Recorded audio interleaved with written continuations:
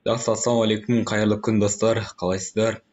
22-ші сұрақ, ұбт тест талдау, екінші нұсқа, көп жауапты сұрақ. Жалпы енді 20-дан 30-ға дейін енді бұл кезде көп жауапты сұрақтар болған болатын. Қазіргі таңда енді білесіздер өздеріңіз, 20-ға дейін бір жауап, 20 мен 25 арасы контекст, одан кейін 25-тен 35-ке дейін көп жауапты сұрақтар, иә.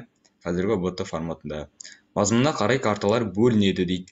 Физикалық, климаттық, саяси, ірі, тақырыптық, жалпы географиялық, орта, ұсақ. Жалпы енді мына жерден бірден сызып тастағым келеді. Ірі, орта және ұсақ деген жауаптарды. Неліктен? Себебі олар масштабына қарай, иә. Жақсы, кеттік. Енді бірінші карта дегеніміз не? Одан кейін картаның қандай түрлері бар? Оны кім жасады деген секілді тоқталамыз. Карта дегеніміз жер бетінің кішірейтілген, жинақы түрде жазықта, яғни жазықта дегеніміз тегіс, шартты белгілермен бейнеленуі. Яғни ешқандай проблема жоқ, иә. Кеттік. Енді географиялық картаның түрлерін тоқталайық, яғни сұрақты қиындатпайық, барынша сіздерге жауапты жеңілдетейін.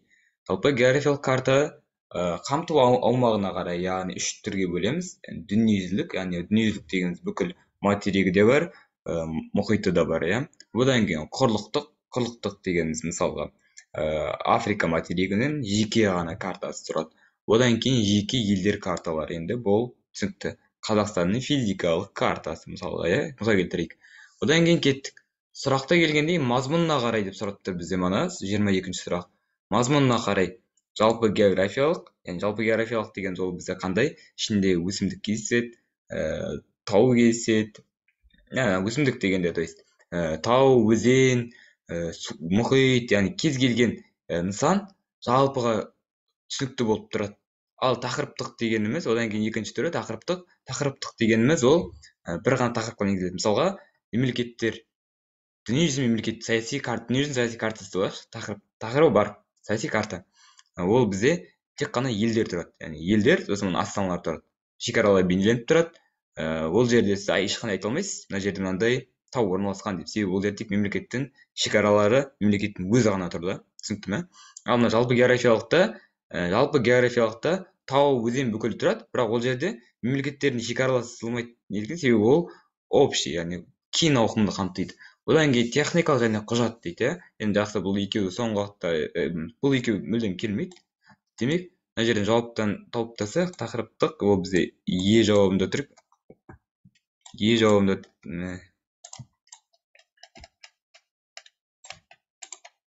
тақырыптық бізде Е жауабында тұр. Одан кейін жалпы географиялық F жауабында тұр екен.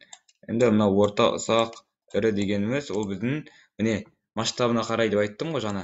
Ірі масштабты 1 бен 200 мың және одан ірі, яғни ноликтің саны қысқара береді. Яғни ноликтің саны қанша қысқа болса, яғни ең көп қысқа болса, ол ірі дегеніміз, ірі масштабты. Яғни 1 бөлінген 200 мың мен миллионға дейінгі арал ол бізде орта масштабты, миллионнан жоғары, яғни нөлдер миллионнан да көп болса, ол бізде кіші масштабты деп бөлінеді. Яғни масштаб дегеніміз кішірейтілуіне қарай ғой, иә. Демек, біз мына жерде қалған жауаптарды түсіндіріп берейін.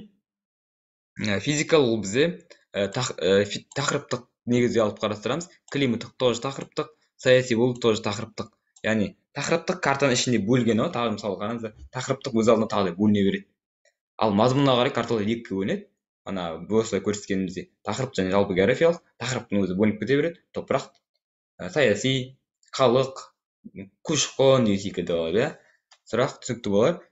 Жалпы енді сабақ ұнаса, лайк басып кетіңіздер, достарыңызға жіберіңіздер, тағы қандай коммент жазыңыздар, егер түсініксіз болса жазыңыздар, бүкіл байланысты ақпараттар төменде көрсетілген.